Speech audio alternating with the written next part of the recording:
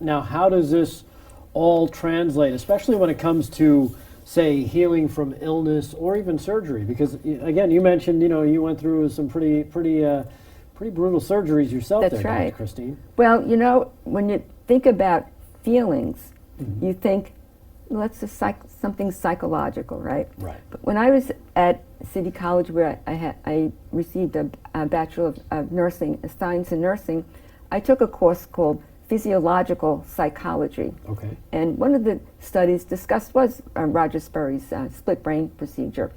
And so feelings are very important to look at when you're using imagery, because emotions are not just psychological, right. They are physiological as well. And they are at the root of all illness and disease.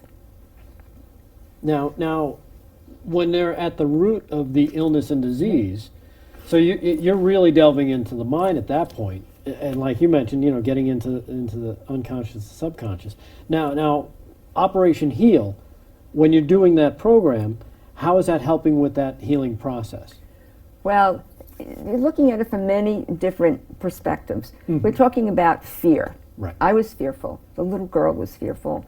And my husband was fearful. Right. What will happen? What if I have this bone graft and it doesn't heal? What if my leg has to be amputated? I mean, that was a big fear.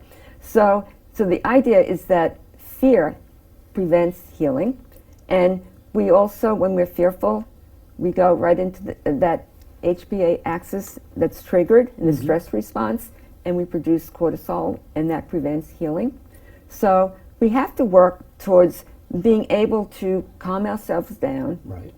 And if we have threatening or dangerous thoughts, that's going to really kick in that HPA axis in the stress response. So we need to have very peaceful scenery, something that will trigger relaxation. And with that, we're more apt to heal. Right. So it's almost like setting the mood. That's right. Right?